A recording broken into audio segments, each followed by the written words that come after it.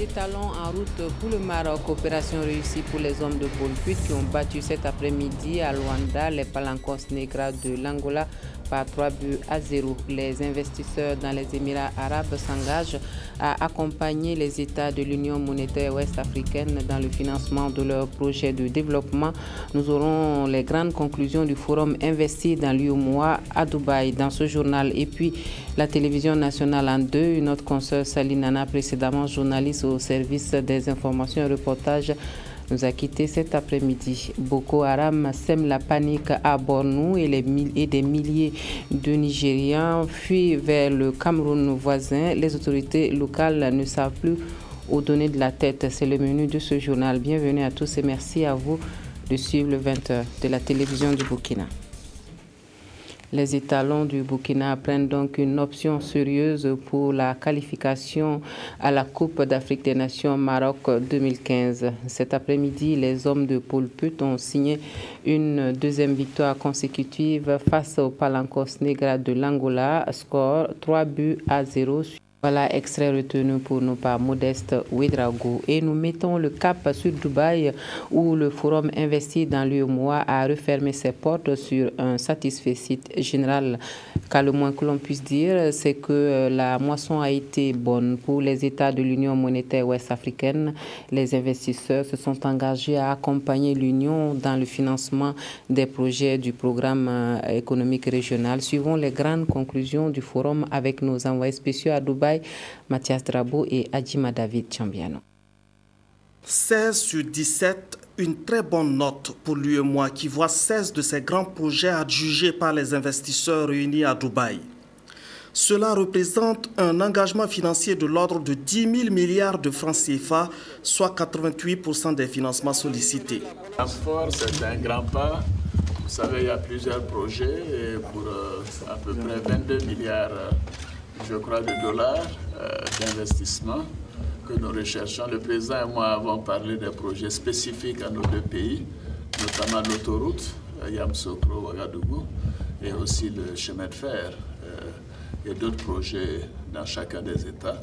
Nous sommes très avancés. Les souscriptions sont consignées par écrit en présence des chefs d'État qui n'attendent que les transferts de fonds pour rendre opérationnelle la deuxième phase du programme économique régional. À chacun d'honorer ses engagements. Nous allons honorer les nôtres. Nous ne doutons pas d'un seul instant que de votre côté également, vous allez le faire. Un montant de l'ordre de plus de 19 milliards de dollars. Moi, j'arrondis ça à 20 milliards de dollars. Ça fait 10 000 milliards de francs CFA, c'est beaucoup. Un appel fort est adressé à la diaspora africaine à devenir investisseur à part entière, à aller au-delà des transferts courants effectués en direction des familles pour soutenir les grandes ambitions des États. Je crois que la diaspora participe déjà énormément à l'économie du continent. Maintenant, ce qu'il nous faut, c'est bien sûr affermir davantage la place du droit dans nos sociétés, mais aussi de trouver des réceptacles pour ces transferts de la diaspora, des réceptacles qui seront utiles justement pour accompagner les besoins de financement de nos économies à travers donc ces contributions de la diaspora. Les chefs d'État ont pris des engagements pour assurer aux investisseurs sécurité, facilité et célérité dans la réalisation des grands projets.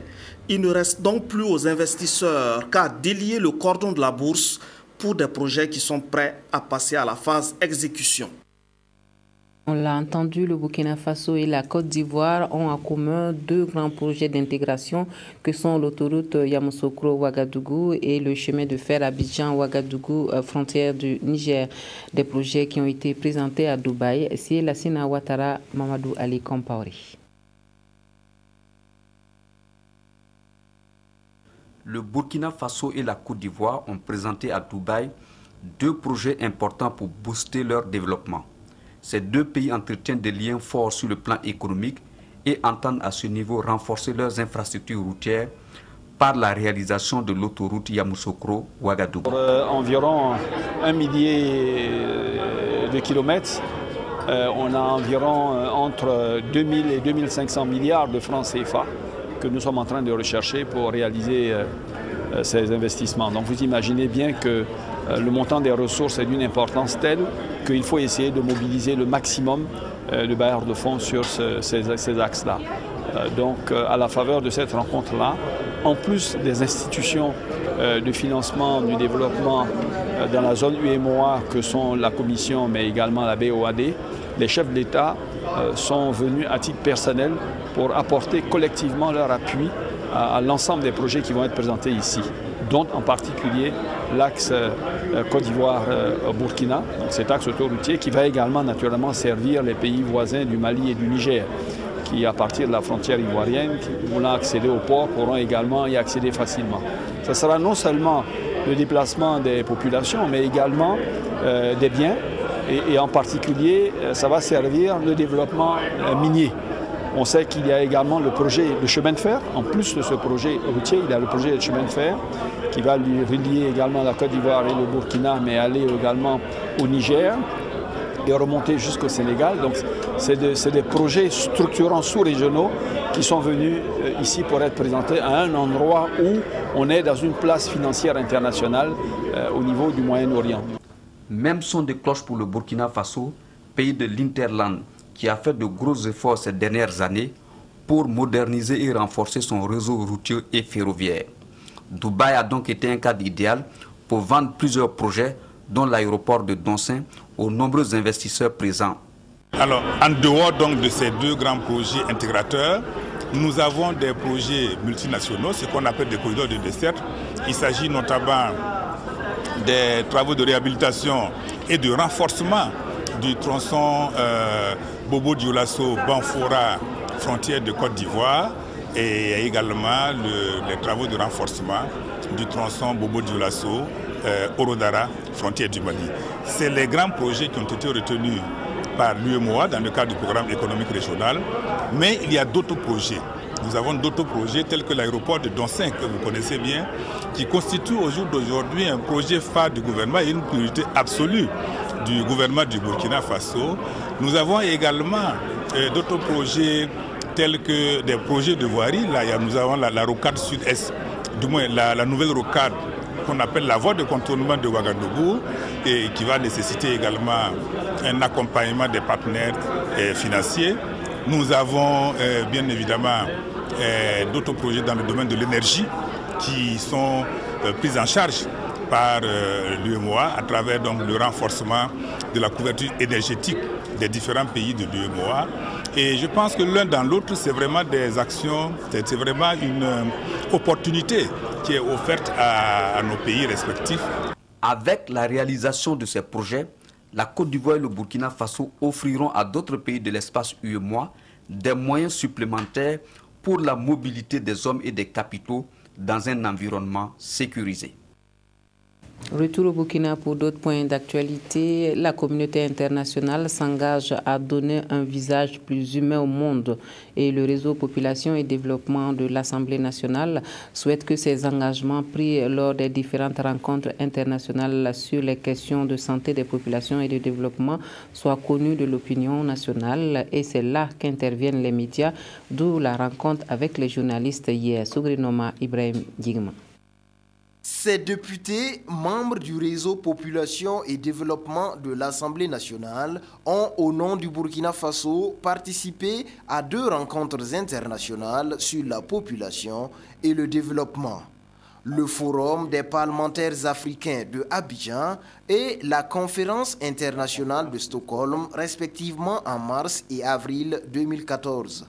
Chacune de ces réunions parlementaires a accouché d'une déclaration comportant plusieurs points d'engagement pour, selon les députés, donner un visage plus humain au monde. De la déclaration d'Abidjan, nous avons souscrit à la dite déclaration et nous nous sommes engagés à faire une large diffusion afin d'interpeller les décideurs et aussi de porter l'information au public de l'existence de cette déclaration qui est disponible à notre niveau. Cette déclaration était également un des éléments clés pour notre participation à la conférence de Stockholm. De la déclaration de Stockholm, elle prend en compte les questions de santé de la reproduction, de la santé maternelle et néonatale, de la planification familiale, du partage des richesses, de la promotion du genre, de l'éducation de la jeune fille, etc. Dans un jeu de questions-réponses, Boubacar Sanou et ses collègues ont expliqué aux hommes et femmes des médias les tenants et les aboutissants des dites déclarations qui elles-mêmes vont constituer une seule déclaration lors de la prochaine session des Nations Unies à New York. Actualité oblige, le réseau Population et Développement a aussi lancé un appel à la population burkinabé à respecter les consignes gouvernementales liées à la fièvre à virus Ebola et au gouvernement de prendre toutes les dispositions pour donner au plan de riposte les moyens conséquents. Le mariage précoce et le travail des enfants sur les sites d'orpaillage feront l'objet d'une attention soutenue à l'hémicycle lors de la prochaine session ordinaire de l'année de l'Assemblée nationale. Les députés en amont renforcent leurs compétences sur les questions des droits de l'enfant et en vue des futurs projets de loi pour une meilleure application des textes. La formation se déroule en partenariat avec l'UNICEF. Anna-Lucie Kéry.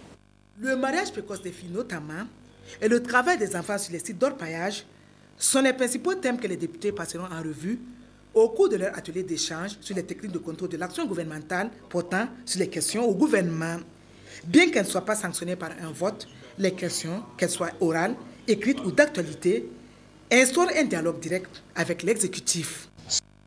Ce dialogue permet aux parlementaires d'œuvrer à la prise en compte des préoccupations des populations qu'ils représentent et au gouvernement de prendre les mesures correctives nécessaires sur les dysfonctionnements et insuffisances relevés au cours des échanges. Pour les représentants de l'UNICEF, les parlementaires sont tous désignés pour répercuter les préoccupations des enfants en vue de l'amélioration de leurs conditions de vie et d'existence. Le rôle des députés est crucial pour une société dans la mesure où vous contribuez activement à l'éveil des consciences, à la défense des droits de la population, mais aussi, et c'est pour cela que nous sommes là aujourd'hui, dans la mesure où vous pouvez faire entendre la voix des enfants jusque dans les plus hautes sphères nationales et internationales de prise de décision.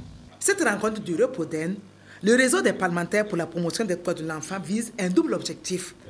Renforcer les capacités des membres du réseau en matière d'interpellation du gouvernement d'une part, d'autre part, attirer l'attention des députés sur des phénomènes qui menacent le développement individuel et collectif des citoyens. Lorsque l'enfance n'a pas été vécue, lorsque l'innocence a été volée, il ne reste que la délinquance. Et si c'est cette délinquance qui va être la force de notre nation demain, c'est très dangereux. Pour les responsables du Repoden, ils sont convaincus que si les élus sont bien outillés, ils adopteront des projets de loi pour le retrait progressif des enfants des sites miniers, en somme, pour une meilleure application des textes relatifs aux droits de l'enfant. Jeunesse toujours, et nous allons dans le Sanguier où les universités d'été du mouvement du peuple pour le progrès a rassemblé de nombreux jeunes à Réau le week-end dernier. Des jeunes à qui le MPP veut renforcer la culture politique afin qu'ils soient plus à l'aise sur la scène politique. Une jeunesse qui du reste affiche son ambition de prendre part activement à la construction de la nation. La clôture de la première édition des universités d'été du MPP avec Isaïe Parkouda. Le mouvement du peuple pour le progrès MPP veut une large implication de la jeunesse dans le processus de développement du Burkina Faso. Ainsi a-t-il fait le choix de former ses élèves, étudiants et militants des secteurs structurés de la province sur le leadership politique afin qu'ils soient des vecteurs du changement. Pour nous, c'est une activité qui est fondamentale parce que ça a été une activité qui a allié également la formation des jeunes sur un certain nombre de thèmes. Que ce soit le programme du parti, nos textes, que ce soit les questions des nouvelles technologies de la communication, que ce soit les questions qui seront relatives à l'article 37. Et je crois que ça a été l'occasion de donner à ces jeunes également de s'exprimer et de savoir qu'ils ont un rôle moteur à jouer dans l'avenir de ce pays. Pour cette première édition des universités d'été MPP Sanguier, les organisateurs se félicitent de la mobilisation et l'engagement des uns et des autres à épouser les causes du parti MPP et à s'allier pour dire non au Sénat, à la modification de l'article 37 et au référendum. Le programme prévu a été scrupuleusement respecté, donc nous sommes très contents et fiers du résultat aujourd'hui. Nous allons continuer l'animation du parti et son implantation, parce qu'il est sans ignorer qu'aujourd'hui nous sommes en train de terminer la mise en place des structures du parti. Donc dans les jours à venir, nous allons passer à l'installation officielle des structures du parti avant la fin de l'année. Il s'agit du thème autour de l'article 37 que beaucoup ignorent et ne savent pas l'importance. Ça nous a vraiment beaucoup permis de connaître beaucoup de notions sur ça. Au regard de la réussite de ces universités, les participants ont formulé leurs vœux. C'est le devoir pérenniser ces activités et leur large diffusion sur l'ensemble du territoire national. Changement à la tête du 25e régiment parachutiste commando, c'est Roméo Diassanouba qui a les commandes du 25e RPC à Bobo-Dioulasso. Le colonel Gilles Bationneau, lui devenu commandant de la 2e région militaire, le nouveau chef de bataillon du RPC, compte travailler dans la continuité. Le nouveau commandant dit mesurer l'enjeu de ces nouvelles missions. Karim Sissé a suivi la passation de commandement.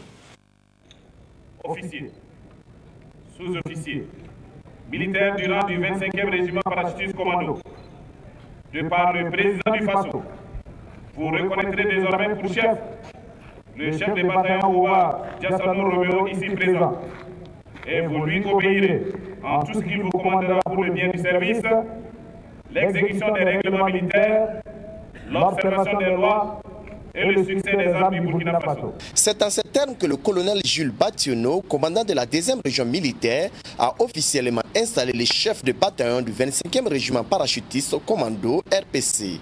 Roméo Diassanou Ouba, puisque c'est de lui qu'il s'agit, aura donc pour mission de perpétuer les traditions du parachutisme et de participer efficacement aux activités qui seront confiées à l'armée de terre.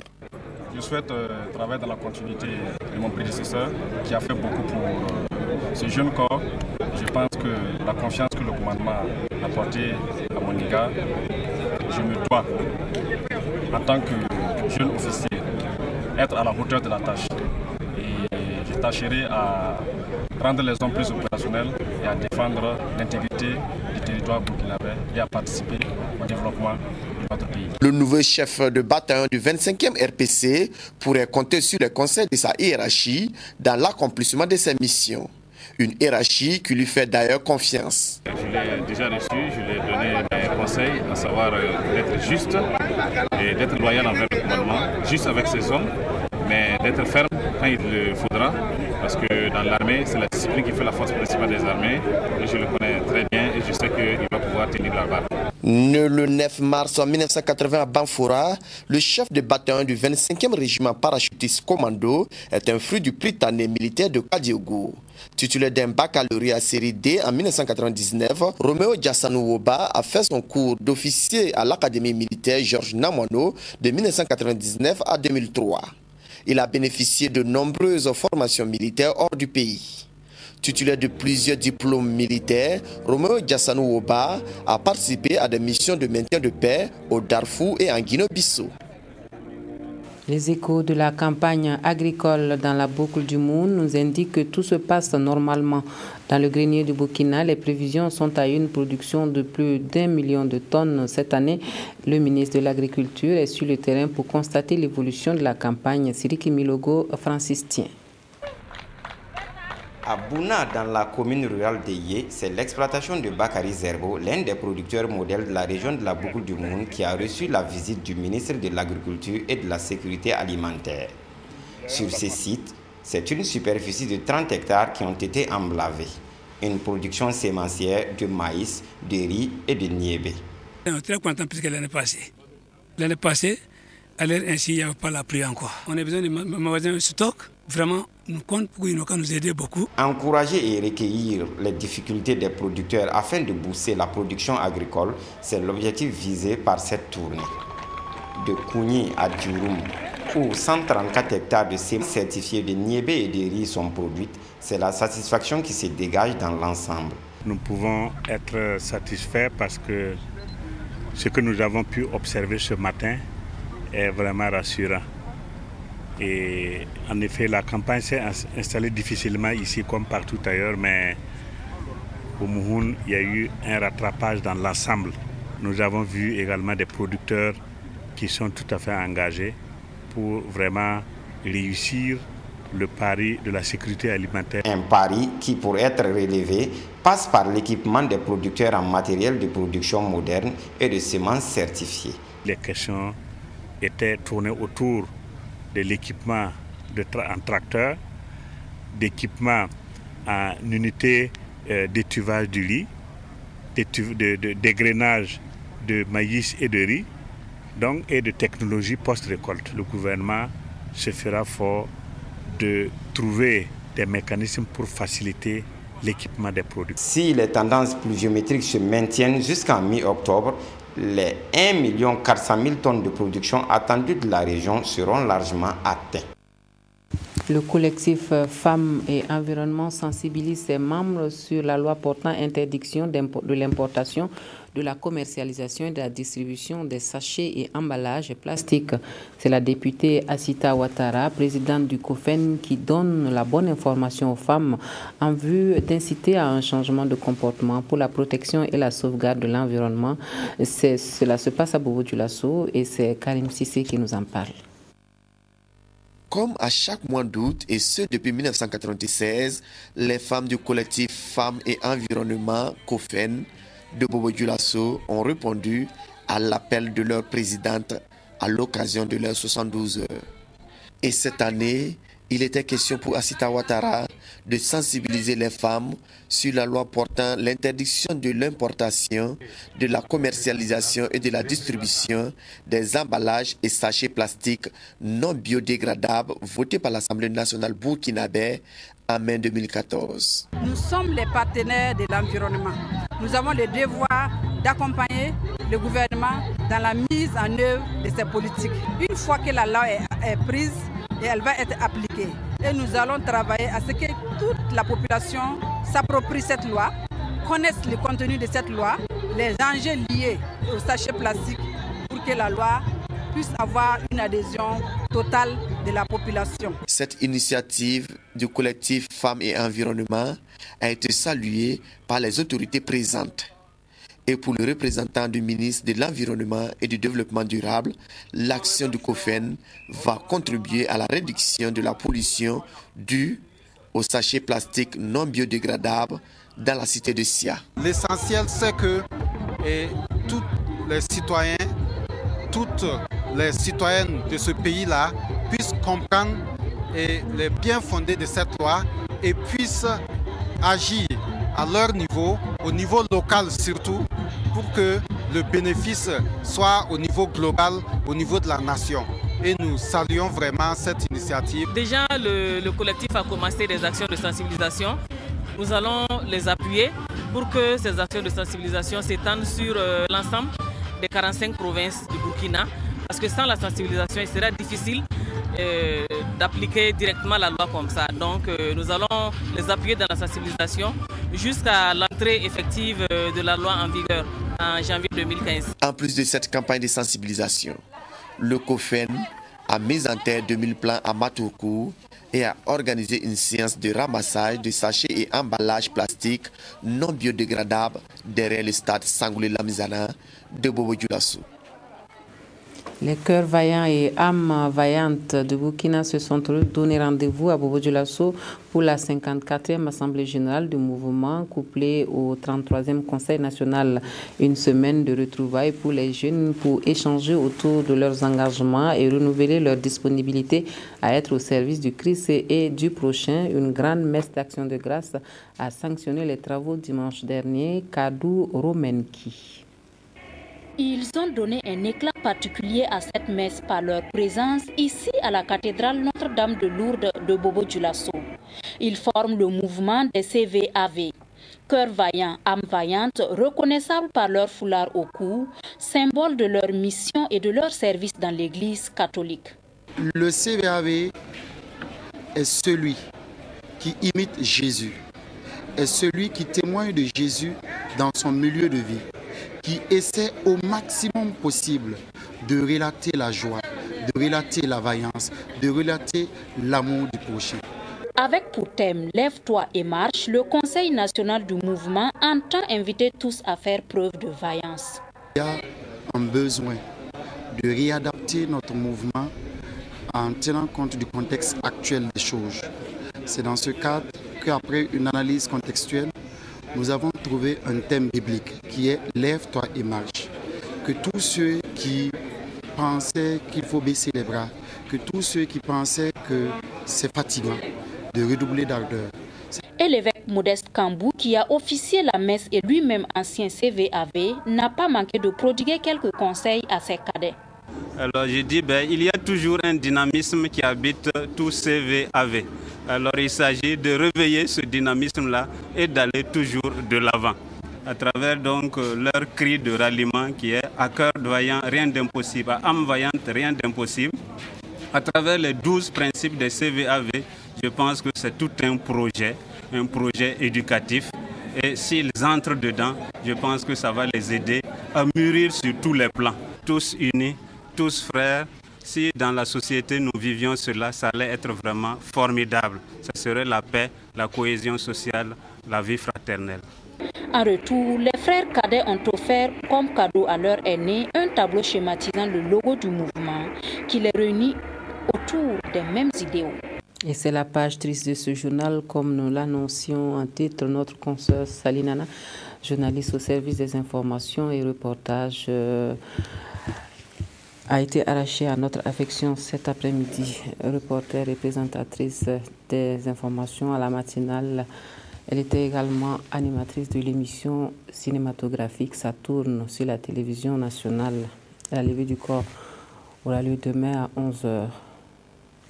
Demain 11 septembre à 11h à la morgue de l'hôpital Yalgado Ouedraogo, suivi de l'enterrement au cimetière de Gounguin. La RTV présente ses sincères condoléances à la famille éplorée. Voilà, c'est tout pour l'actualité dans cette édition. Merci de nous avoir suivis. À demain.